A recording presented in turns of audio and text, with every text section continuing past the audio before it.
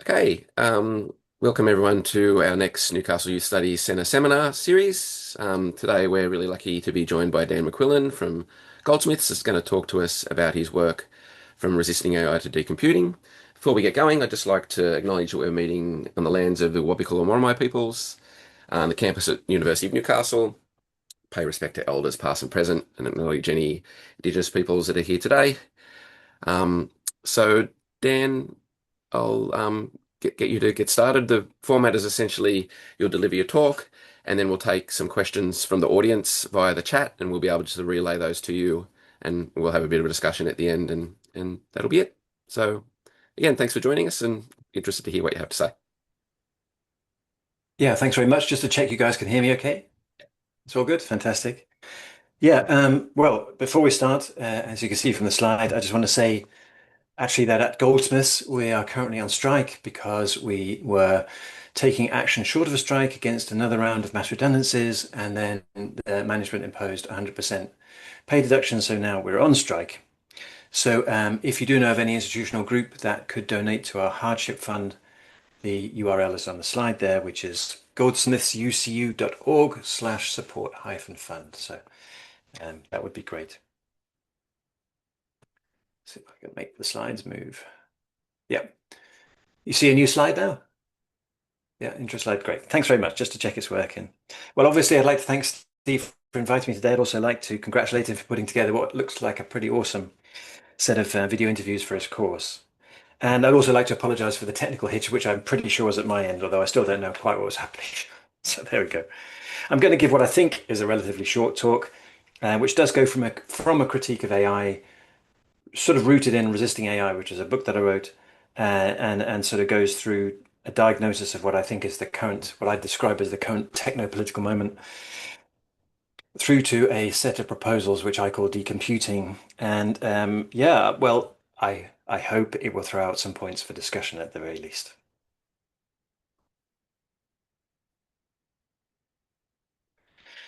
Okay, so I'm going to start by just saying what I mean by AI, because obviously everybody means something different and it can mean pretty much anything.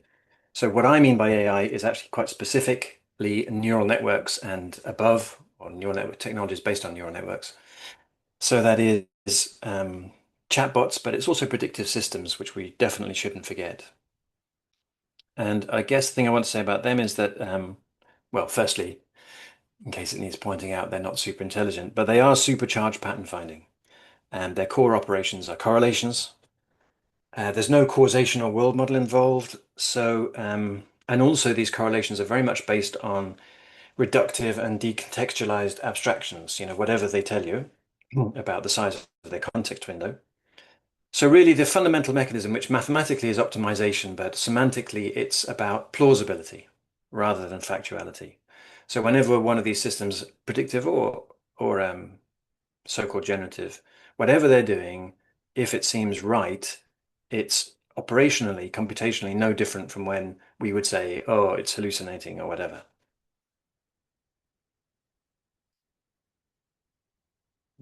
From which I conclude that anything based on AI at some fundamental level will be basically shoddy and error prone.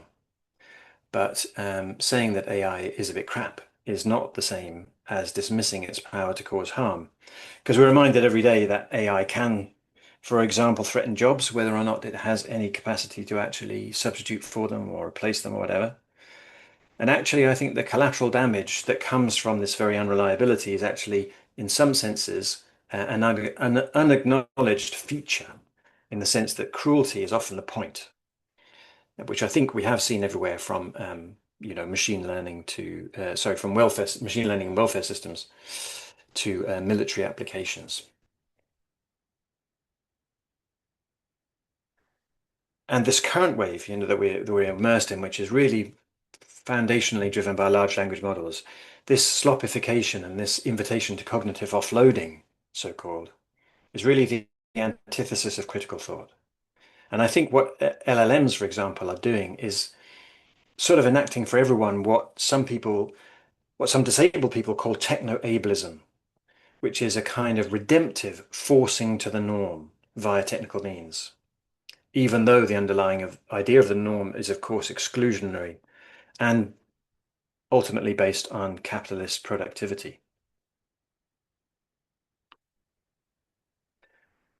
And I don't know how much people are sort of tuned into all the internal debates of the AI world, but any of these discourses about AI safety or AI alignment or existential risk and the need to align with human values are basically rubbish.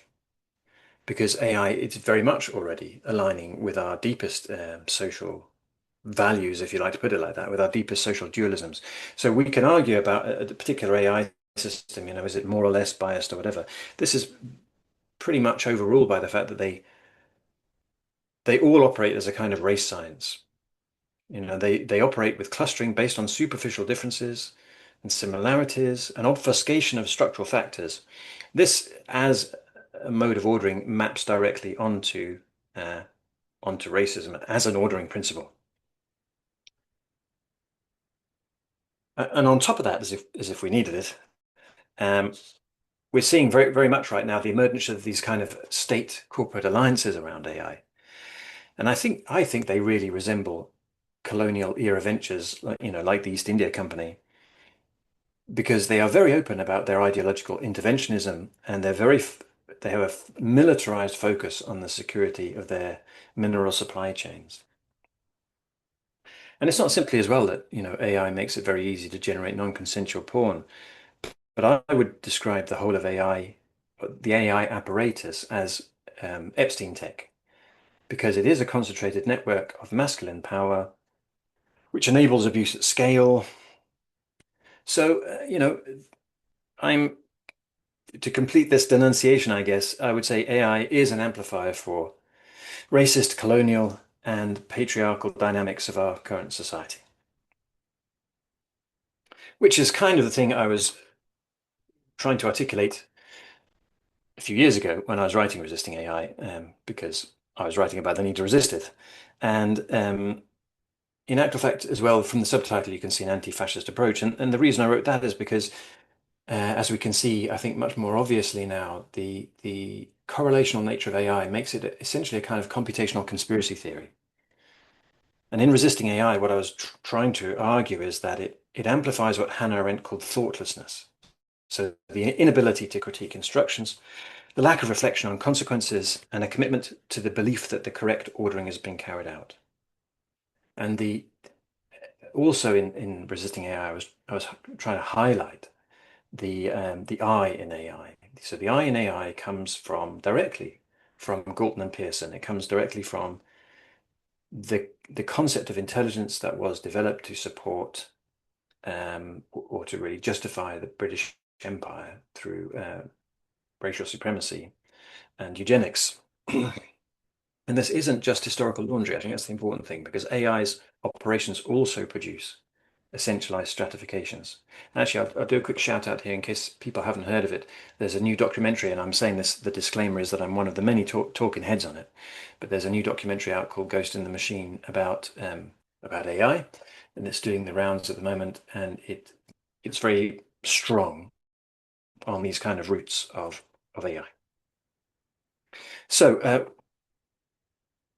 yeah, to sort of finish off the fascization dynamics, really, I just want to say that, again, as I was arguing in Resisting AI, and I think has become to play a lot more now. As these systems become pervasive, they start to tip the balance of different decisions, and they produce what I called, and would still call algorithmic states of exception. So I'm trying to draw on the Agamben idea there, that these are forms of exclusion that can render people absolutely vulnerable. So what I think is important with any kind of technopolitics, and the one that we're talking about is the one of AI, is the ability to sense the emergence from these kind of optimized abstractions of what are essentially openings towards authoritarianism that are just as consequential as a thing that we can perhaps understand more immediately, the kind of identitarian discourse around immigration, for example. So I actually think from all this, really, it's pretty clear why AI is very appealing to state capitalism. It channels venture capital to oligarchs. It gives governments a way to claim they're fixing services without actually, well, actually continuing to neglect them. In the UK context, for example, the only idea that the current government has got is, growth, something to do with growth. Everything has to be growth. And they're not the only subscribers to this because it is essentially, obviously, the driving force behind capitalism. And AI does provide that, right? It provides the scaling of model size, the scaling of inference. It provides the um, stock market, the speculative stock market bubble. All of these things are basically graphs where the number goes up. So I think really the implication of AI, in our current systems are very unsurprising. And what I find in a way more interesting, especially now, given that uh, questioning critical perspectives and actual resistance to AI is developing. What I find more interesting is, you know, why do people try to save AI?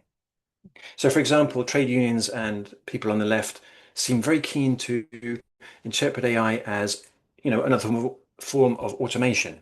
It's a powerful tool. It's in the wrong hands. We need to put it under workers' control. And I don't know. I personally think this is a profound misreading of the structure of AI. I would read AI as a foundationally anti-worker mechanism. It's pure precaritization, and which is kind of showing its true colors. The way it chucks out plausible slop at an ever increasing rate is really, I think, revealing the sleight of hand embedded in these concepts like efficiency and productivity. Another version of the sort of let's save AI narrative is the what I'd call the liberal one, which is well, yes, there are some problems with that Silicon Valley AI, so let's have AI sovereignty, as if pitching flag flying data centers across the homeland is going to transform the harmful character of AI. And at the same time, this essentially nationalist rhetoric is really just ramping up the kind of sentiment that is hungry for AI as a mechanism of mass deportation. And that there's also, in some areas, this kind of almost nostalgia for the idea of community AI. This sort of let's do with AI what we've done with the idea of community technology. We can have small models trained on local data and, I don't know, based in a shed in the allotment. And I, I would argue pretty strongly that this isn't how this tech works. The things that exist as small models are distillations of large models, and I would caution that participatory efforts towards community AI are really trying to capture something whose core operations are really fine-tuned to degrade everything that people in a community setting actually care about. So. So I would argue that AI isn't a powerful, actually, not only isn't an all-powerful technology, but isn't actually a particularly powerful technology. But I do think it is the convergence for a whole number of powerful forces. I think it's a mass of contradictions. It definitely can't deliver on its claims, but we are seeing huge amounts of capital into it, poured into an industry whose financials, 100% resemble those of the subprime mortgage crisis. And we're told constantly that AI is inevitable, and yet in so many workplaces, the industries have to force staff to use it. And it's materially insatiable, and yet we're told it's the only possible realistic solution to the climate crisis. So I think it's a massive contradictions, which I think become very and are becoming, in a positive way, actually very visible to people because of its materiality. I mean, the accelerated data center build out, which I'm sure everyone is aware of, is actually also at the same time doubling down on environmental injustice. I mean, they're sourcing gas turbines. This is actually a real example. I mean, this is a real picture, but it's a real example. That they're buying they're sourcing their gas turbines from shipbuilders in order to bypass the inadequacies of their grid, the electricity backbone, and of course chucking out a ton of methane emissions at the same time. So really, this AI thing is taking on the form of a kind of low intensity conflict against communities. And at the same time, you get these endless boasts about gigawatt energy consumption, which is it's almost like a kind of proxy for algorithmic power. So what I'd kind of urge us to do really is not really to see AI as the agent in anything, as the agentic force. We could go down the road there with its current manifestation, but not to see AI as the agent, but really um, to see it as to take it as a symptom, to see it as a diagnostic. I mean, you've got this inevitability of AI that's being forced on us. It's the only possibility for the future generally, for future economic growth. And this really licenses its expropriation of land and water and electricity and everything else. It also means that the AI companies, for example, again, I don't know how much people are aware of this, but they all used to have only a few years ago this commitment to net zero and sustainability, and all of that has very explicitly been thrown in the bin. They said we're not doing that anymore because the priority is to burn as much energy as possible. So there's no doubt about the material and social effects of AI, but it's really, I think, I would really see it as a symptom of a set of changes in the deeper order of things. Not that I'm saying that I know exactly what those changes are, but I would see AI like that. I would, I would give it a sort of Gramscian interpretation. I would say AI is a morbid symptom of the interregnum. And the kind of morbid symptom it is, to me, very much resembles the kind of ideas which this guy, Ernst Jünger, he very approvingly, when he was writing in the 1930s, called total mobilization, which is the seizure of all matter, movement, and force, channeling the vitalism of conflict to break through to a new epoch where utility is extended into the infinite. So, whether or not you think this has anything to do with Junger's thinking, there is a kind of accelerationism going on here. And I think it's a desperate accelerationism. I think it's something that's being seized on by a number of hegemonic actors in an attempt to maintain control under crisis and collapse conditions, which they catalyzed, they created, but they don't really fully comprehend. So, I mean, that's pretty terrible. I'm not trying to under in any way undersell the awfulness of the implications of that. But in some way, if we view AI differently, it's a kind of opportunity. Because I think this claims of inevitability around AI, very much like the claims of fascism itself, which is they are the most strident at the time when it is actually at its most vulnerable.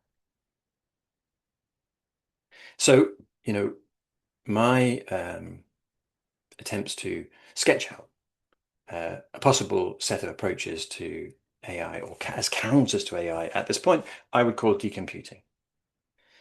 And decomputing is an umbrella term at the moment, incorporating things like degrowth, de-automatization, which is, I'll try to explain, and conviviality, as in convivial tools. But prior to all of that, and this is my kind of response to all this feeling that I'm constantly bumping up against, that people just can't quite let go of this idea of AI or can't quite let go of this idea of advanced technology, is actually that really, in order to move beyond where we're at right now, we need to find a way to let go of the idea that technology equals progress, which I think is such a deeply sedimented thing. We can't seem to escape the idea that it's the core of social order, that it's the essential buffer between us and a return to brutality. So decomputing before its specifics is really an attempt to desacralize technology, starting with AI. And I I give a central place to degrowth in this because I think what AI shows us is the nature of the endless expansion of the empire machine, of which it's just the latest version. And in a way, the whole of the 500 years history of empire, whatever, has been one of scaling. So I think a body of thought, a set of movements like degrowth, bring that necessary commitment to reduction of the throughput of energy and resources, at least in the global north, and combined with more direct forms of democracy, like forms that are more attuned to horizontalism, autonomy, commoning. These are a broader stance towards modes of living, but also something very appropriate to saying what would be the other to AI. The other term which I quoted there was de-automatization, and I think de-automatization is What it is to me is the idea of tackling the cognitive rot and lack of conscience, which is produced and reproduced by AI, but really precedes AI, within, for example, our biopolitical bureaucracies. And the idea of extracting ourselves from these machinic relations is actually, it's not all about dumping technology in the sea. It's so that we can then adapt the machinery that we have to support relations of care.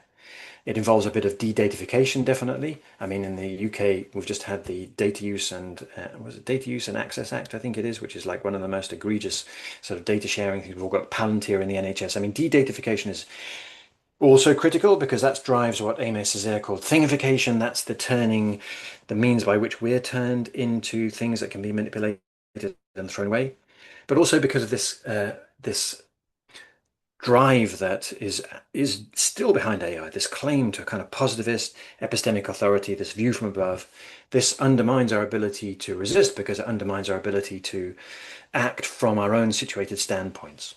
So the way I put it, which might not be the most accessible actually, is, decomputing is about as much about deprogramming society from its technogenic certainties as it is about decarbonizing its computational infrastructures.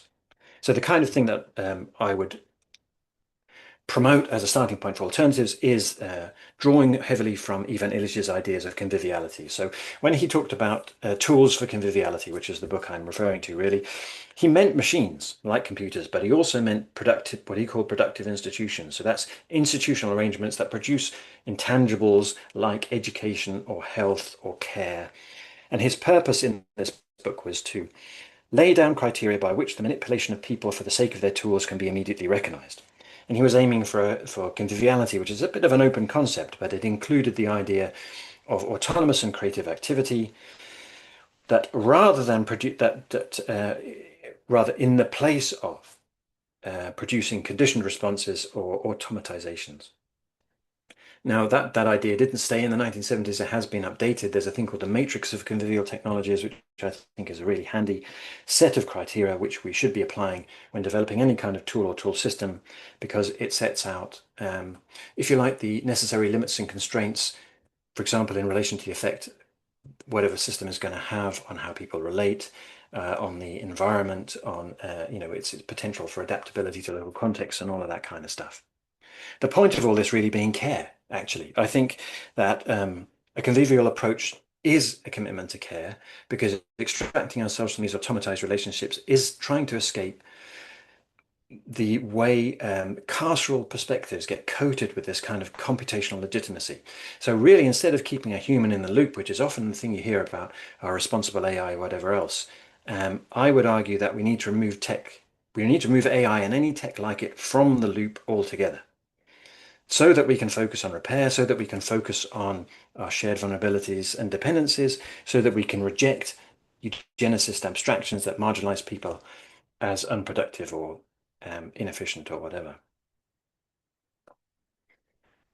So I'm characterizing AI as a broken product of an already broken system. So on both a local level and a systemic level, I think it is actually flipping AI around is actually useful because it is a kind of lens on what's already gone wrong. It's already gone wrong before AI even got there. If you look, I think, at any service, and higher education is a classic one here, I think. If you look at any situation where AI is being proposed as the solution, you'll find all of those things. You'll find reductive quantifications, you'll find a loss of agency, all of these things imposed prior to AI ever showing up on the scene. I mean, AI would never be credible in most of these situations if it wasn't for the desertification that had been done beforehand. And so I think what AI points to is, it's a pointer. It itself is a pH test for the need for repair, for relationship, for reciprocity. But of course, none of this is going to happen. You know, obviously by itself, it's not going to happen as a product of the current where the power currently lies. So decomputing also promotes mechanism of assemblies. So I think I'm going to have to let my dog out. Go on, off you go. She didn't want to make an appearance. Yeah, so assemblies, people's councils, workers' councils, because I think the precondition for anything different, whether or not you care about decomputing or whatever, but if you have your problem with AI, we're not going to get anywhere without the capacity to refuse. And I think we don't have to impose the idea of an assembly. It's something that emerges when people realize they can't rely on whatever institution or sovereign force is claiming legitimacy. But they're also a way to challenge these encoded assumptions and inherited social patterns that come from the dominant frameworks. Is a way of making space for, again, this idea of standpoints, these views that were previously marginalized, because I think it's situated knowledges really that are the immediate counter to this tech fetishism. So if I'm thinking about historical examples, and one I quoted in the book was the Lucas Plan. Um, that was a crisis of job losses. It was a crisis of militarization. It got channeled into the not just the proposal, but the prototyping of convivial tools. I mean, in the Lucas Plan, they produced hybrid roadway vehicles, electric vehicles, wind turbines, and so on and so forth, back in 1973, I think it was.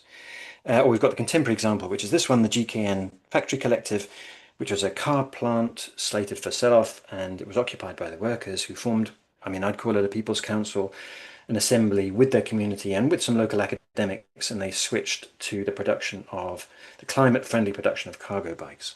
So what I'm trying to get to here is offer a series of micro examples that are illustrating a wider point, which I'll try to sum up. So, for example, the current crisis of care. I mean, the narrative in the UK, you can't get away from this trope, the crisis of care. And when I think about the crisis of care, I think about, for example, Occupy Sandy, which did enact structured mutual aid, but also did not only distribute aid, but did it in a particular way. They treated people as peers. The help they provided wasn't dependent on any attempt to classify or rank people according to some algorithmic boundary of deservingness.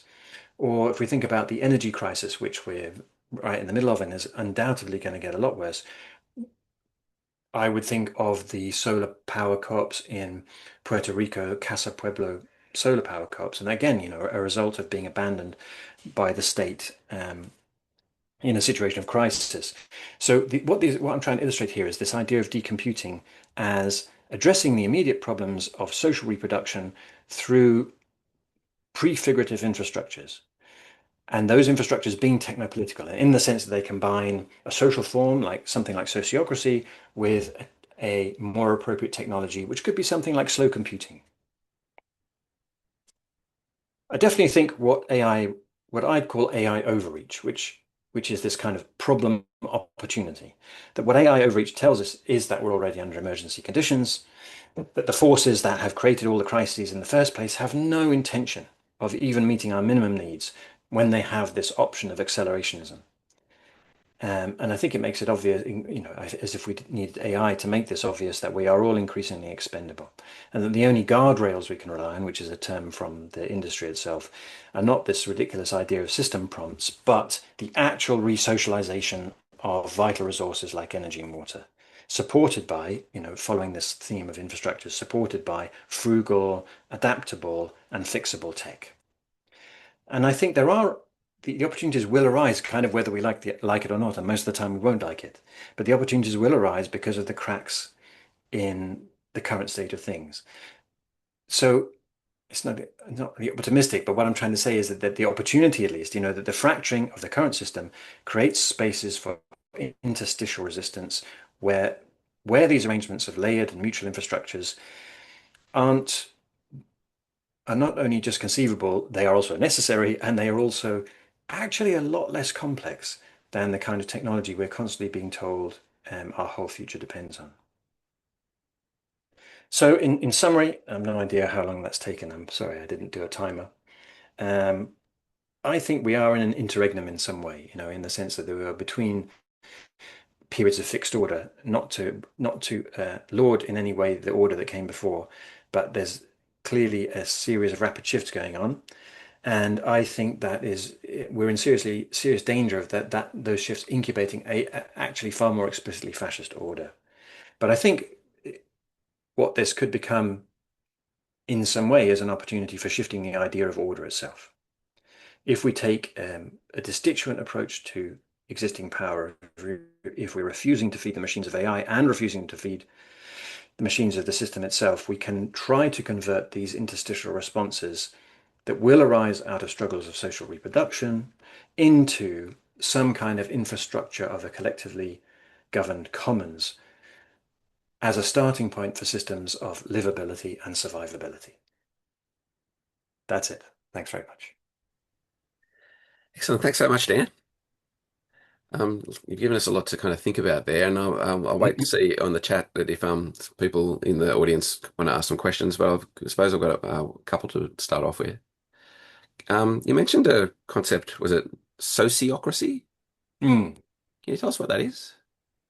Yeah, I mean, I couldn't describe it exactly for you. It's a because I've only recently encountered it myself, but it was actually one of these social experiments within a company where um, and the names escape me, but a guy inherited a company and actually had some sort of democratic leanings and decided that a better way to organize things, actually not just a better way in terms of fairness, but a better way in terms of effectiveness, was to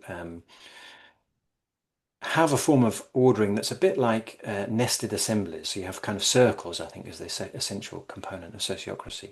Mhm. And there's a kind of consensus-based decision making where at a number of levels where if a change has to move through these intersecting circles of stakeholders, if you like, in order to be passed. And it's not requiring everyone to agree with something, but it is requiring that there aren't any remaining, I forget what they call it in this, but basically sort of heart attack objections where people just say that it simply is not acceptable. So you have to be able to persuade people around that. And I think the reason I was thinking about that actually partly was because I was observing the operations of Doge in Hmm. the USA, which was kind of made it really. I mean, what that said to me was the things that people are so often arguing for. We need to digitize our institutions to make them more efficient and so forth. What that actually means is that you know under the correct form of socio-technical cyber attack, those institutions are just can be completely swept away. They're completely vulnerable Hmm. to the seizure of these basically, essentially centralized, digitized mechanisms, which are all a bit like what AI is doing, which are attempting to remove the possibility that there might be something like the human conscience, that there might be something like some kind of situated objection. That in a to me in a well-functioning organization, the emergence of some set of outrageous proposals would meet friction at the very least, from a number of people who know what they're talking about and want to say, well, I don't think that's a really good idea because X, Y, Z. But with Doge, what we got was, as I say, essentially a form of technosocial cyber attack, which decimated institutions. I mean, not least of which it's not because of the technology, but what I'm trying to argue here is there is no separation, fundamental separation between the technology and the politics. And that's had consequences that are going to lead to a lot of people dying. Yeah. So yeah, sociocracy I think is a really interesting one for Yep. further study. Yeah, yeah. So it's a form of organization I hadn't heard of before. Me A neither. quick question from the chat. So hello, Dan. I'm wondering when you've presented some of these ideas to students, how your conversations have gone. For context, I find with students that a challenge is not just unpicking the idea of technology as progress, but technology as tool or competency. And that's from Akane Kano at Warwick. Oh, thanks. Yeah, thanks for the question. Actually, I hope this isn't sort of going off the deep end, but I've just been listening to a really interesting podcast about the ideas of a guy called Gunther Anders, who's a German philosopher. It's not that kind of, I don't know, it doesn't seem to be that well read these days, but I think he's making a comeback. And one of the reasons is he had this idea of Promethean shame, right? Which is he's writing back in the 50s, but he was saying that one of the effects that technology has because of its apparent capacity is to produce a kind of feeling of shame in people. And the reason I bring that up is because I don't know. I'm guessing a lot of people here saw the students booing, right? Saw the speech, the sort of valedictory speeches or whatever, where the people were going, "Oh yeah, it's the new industrial revolution," and the students are booing. And I think the interesting thing about that is, judging from my own experiences, those students will probably be using AI, right? They Yeah. probably feel that they have to use it. I mean, I'm in the School of Computing, which is a very particular situation, probably in some ways the sharp end, the front, the hard, the front line. But any student is probably feeling the compulsion to have to use these things, probably finding that that everybody else is using it, and also that the higher education institution that they're in is kind of, despite their protests, inviting them to, or possibly explicitly, but implicitly inviting them to use this thing because of the way assessments are structured and so on and so forth. So people, I think young people are finding that they can use these things, finding a dependency on these things, but also at least some of them at some level, and this is also my direct experience, revolted by the idea. Feeling this Yeah. isn't what they're here for, didn't what they want to do. And so, I mean, I'm lucky because I do classes on ethics, I do classes on critical AI, so I'm in a space where people expect to have these conversations. But I think Mm. my intuition, if you like, is that younger people are actually pioneering a rejection of this stuff, despite the fact that they feel, well, despite and because of the fact that they feel compelled to use it. Yeah, I would say that in a couple of courses I've run, we've made it really difficult to use AI, Mm. using both technical means and just kind of trying to talk to them about the ethics of it. And I get the impression that our students are thankful Mm. for it, like taking away the means to be able to use it. Like, I mean, we always tend to try and do the easiest thing, I suppose, more often than not. And like, you can understand why students are using it, but like, I get the impression that many of our students are quite happy to be forced to not use it, but they'll use it if they're not forced to not use it. So yeah, so Yeah, but Julie, just to be a broken yeah, just to be a broken record. I mean, it's AI there again. Just to sort of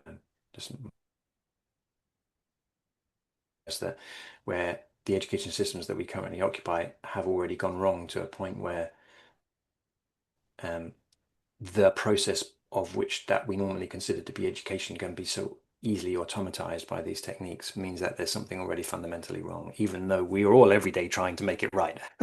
Yeah, yeah, yeah. Julia, you want to give me the hand up? Yeah. Yeah, thank you so much. I really enjoyed that. And it came at a really fortuitous time for me because I've just spent the afternoon in an ethics meeting where we were assessing ethics applications from staff and students across the university. And something that just stuck out to me so much as I was reading them was that so many of them were using AI in lots of different ways. AI transcription, but also to de-identify CCTV video so that it could then be analyzed as secondary data and use consent waivers because it was not identifiable. And I think the thing that really stuck out to me was that even within these university projects, AI was positioned as like something very neutral and almost as an objective actor that enhanced the objectivity of the project, which I found really interesting. And I found when I was pushing back on some of the AI uses, my concerns about privacy landed, that any kind of more political concerns I found really difficult to convey to a really broad audience of academics and members of the public. I'm just wondering, in terms of, I guess, like resisting AI and how we can push back against it, do you think, like, is it useful to foreground political concerns? Is it more useful to be pragmatic and foreground concerns about privacy? I guess, do you have any thoughts about that? Because I found that quite Mm. interesting and challenging today. Yeah, sorry, I feel you, Um, and I would say also I'm entirely the wrong person to ask about sort of how would you say tactical ways to approach the conversation. I mean, in my institution, people don't even ask me because I'm a known quantity. So, but more constructively, what I'd say is that your experience is really extremely familiar to so many people, both in your deep, if I'm reading it, but let's say the experience of deep unease and a set of unanswered questions in the face of this apparent sort of collective adoption of something is something that a lot of people are feeling, especially in higher education, because it has weirdly become one of the front lines. And there are the emergence of a number of networks of people exactly because this feeling where, we started one of our own, a few people at Goldsmiths called the Critical AI Network. There's another one called the Library of Babel. There's actually, a number of these networks all emerging out of people getting together and saying, I seem to be the only one in the room who has a problem with this, which is a problem. Um, I think I should say a few things. I mean, first off, it's interesting what you say about the objectivity because it what I find affirming in that in a way is that prior to generative AI, which I think is it's so weird because if anything has shown itself to be completely unreliable and sketchy, it's generative AI. We have all had that experience now that this technology literally can't be trusted. And yet, somewhere still, there is clearly this kind of lingering sense that in your ethics applications that we're in providing some objective means of doing things. And a lot of resisting AI was really about trying to say, the legitimacy of these tools are drawing us from this very positivist idea of objectivity, and it is totally, totally wrong. I mean, at every level, from the core computational operations to the apparatus around it. And I think this is clearly visible now. I mean, how anyone could think that, sorry, I'm getting over, not being cogent. The good thing about AI is there is no defense of it in the same way that there might be of more localizable, amenable technologies. There is none of this stuff without Silicon Valley or its equivalent. There are very few companies in the world that can even do this. If you are using these technologies for everything, you are becoming engaged with that apparatus. You're becoming engaged, with that whole techno-political structure, with all of the things that brings with it. If your university or school has some kind of climate policy or teaches people about climate change and you're using AI, you're already sunk. I mean, those two things are a deep contradiction. You're already getting in bed with a thing that I think is increasingly obvious, and this might be one that has traction. This is the only future for AI at the moment, and I say that in the sense of, for example, the sustaining its own operations, right?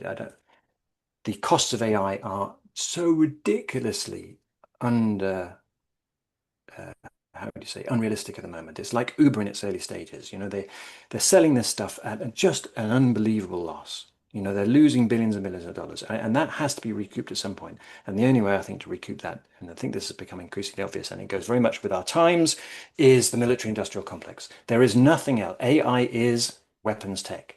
So it is history as weapons tech, its future as weapons tech. I'd argue that its current moment is weapons tech. So, the idea that we should be embracing and drawing this into our rigorous and ethical research environments, I think I think it's insane.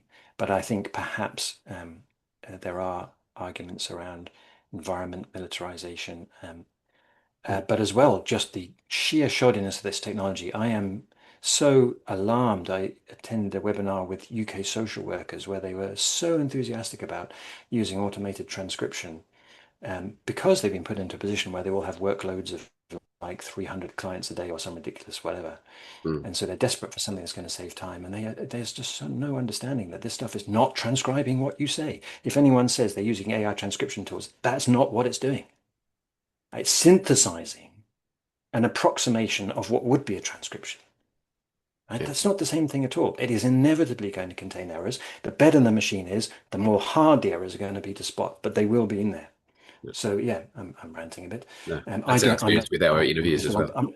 Say again? That's our experience with our interviews when we get them transcribed sometimes by this kind of stuff. I mean, and this is the odd thing, right? It's like the narrative from the people who still want to embrace this stuff and find that they imagine it's going to make life easier, they are ignoring the structural and systemic dimensions of it, but they're also ignoring actually everyone's increasing experience. And in a way, they are massively losing credibility. An ethics committee that passes the widespread use of AI is not an ethics committee anymore. And sooner or later, this will come to they will reap that.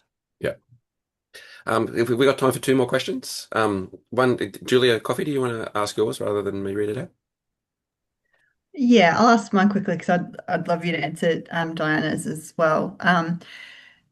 Yeah, so I'm interested in visual AI at the moment in the context of your work, obviously, and how visual AI is being used increasingly in facial technologies, obviously through facial recognition and the automation of facial modification through filters, for example, which are just embedded in the largest social media platforms, and also these tools, visual AI tools, are being used in facial estimation processes that are being used to implement the social media ban in Australia at the moment. So hoovering up vast quantities of young people's facial data that's usually unavailable to these platforms.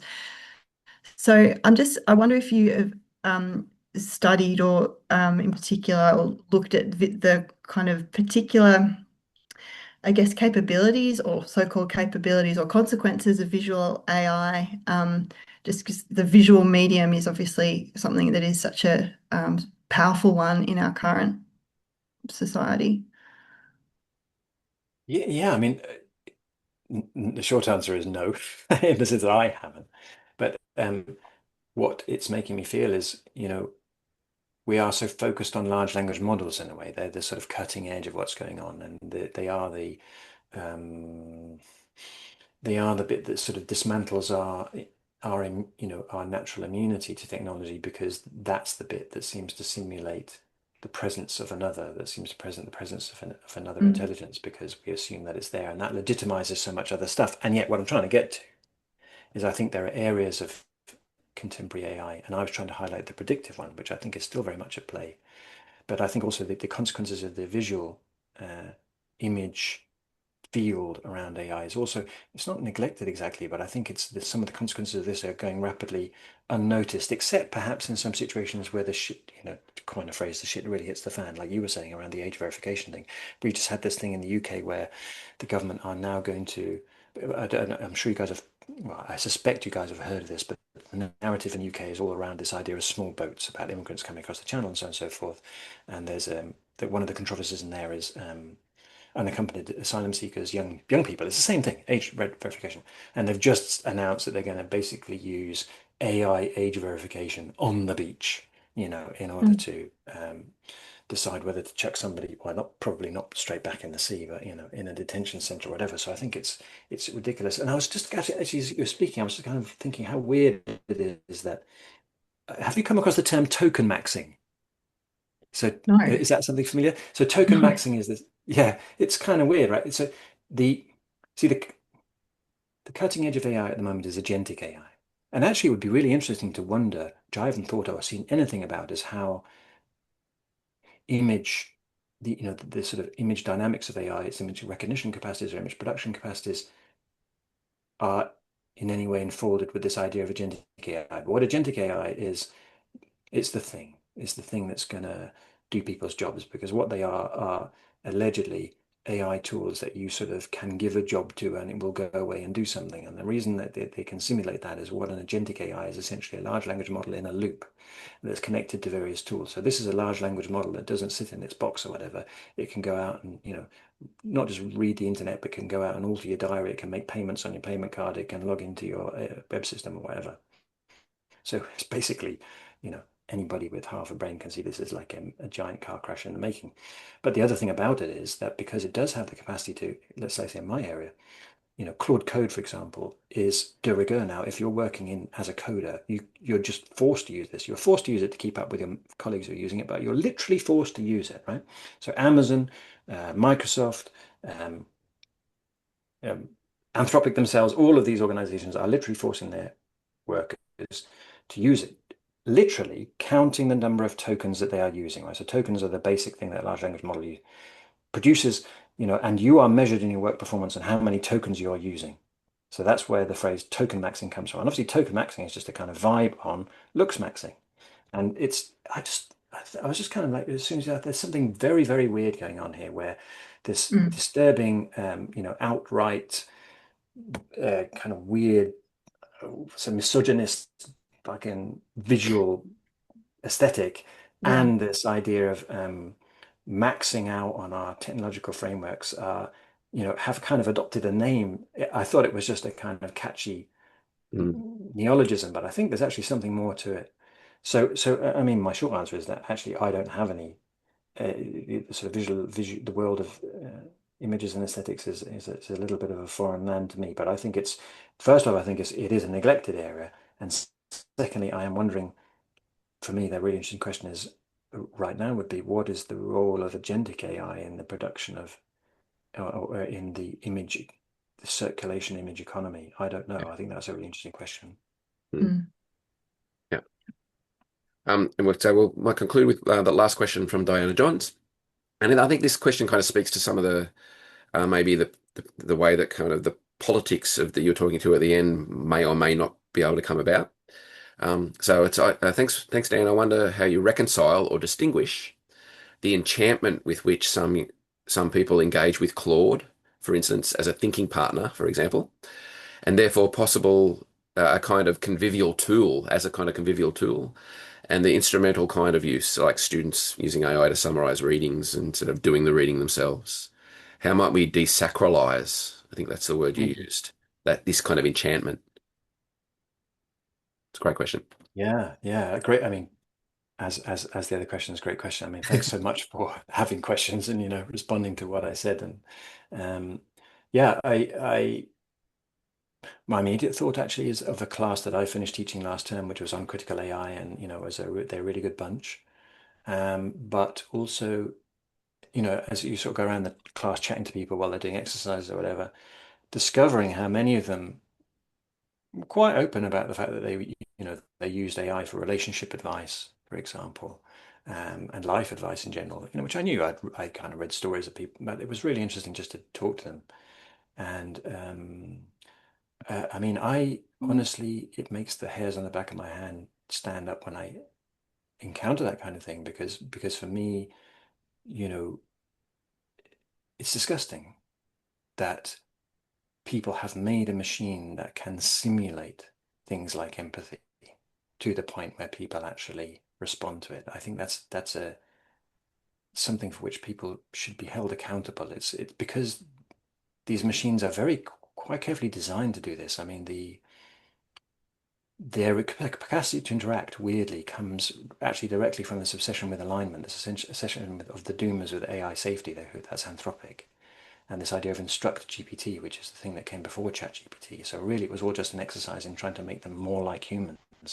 But in the process, they produced this chatbot machine that people thought was more like a human, that someone they could talk to, someone they could ask advice of. I mean, it's a heinous development and a very conscious one. They've continued to develop that along exactly the same lines as social media. They've continued to make it more addictive. They've continued to make increase people's dependency, and it's really a very criminal activity.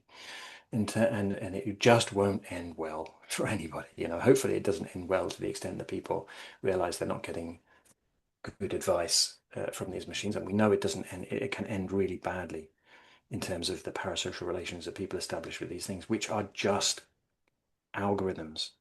So it really makes me, it chills me. I think the desacralizing question around this really is, again, the emphasis on just turning back to people, turning back to each other. And it's not a magic wand thing, and I'm not saying it is. That we can suddenly re-socialize society altogether. But I think at any point where we can um, encourage or create situations where people participate in uh, collective discourse or even conversation with each other, that one of my objections to this automatization is how it's kind of parasitical on the general levels of alienation. And so I don't have like a single button thing say, oh, you should do this instead. Because people are lonely, they are isolated, they are made to doubt their own competency, all this. So basically anything that can do the other to that. And that's why I have a lot of faith, I guess, in the concept of assemblies and collective mechanisms, because I think it's in those spaces that people can find a voice. And I mean, I'm not claiming that my classrooms are that space, because I'm operating within the confines of a institution. But I mean, certainly the strike is that space because it has to be. So I think anything that we can create, which is a space of really critical pedagogy, the idea of collective agency, is some kind of counter to the affects that make people vulnerable to these insidious machines. Well, I think that's a good note to leave it on. A cheery note. Always Yeah, like yeah, to yeah, finish on a yeah. high. Well, it's interesting that it seems to be like when we do these things sometimes, of course, there's huge cost of living crisis, climate crisis, AI crisis, this kind of idea that we should finish in some kind of optimistic way. And I actually increasingly think it's the opposite. We should be actually as realistic as we can with these kind of things to hammer the message home as much as we can. So, yeah. So once again, Dan, thanks so much for your time and thanks for contributing to our series and also thanks for contributing to our course. And I look forward to being able to read about the work on decomputing as you write it up, no doubt, over the next few months. Trying to. Yeah. Well, and thanks very much for the invitation. Thanks for the questions, and I really enjoyed it. And sorry if I'm only semi-coherent, but I hope Sounds some of it great. came across. It did, yeah. Okay, I'll stop the recording now. Thanks so much.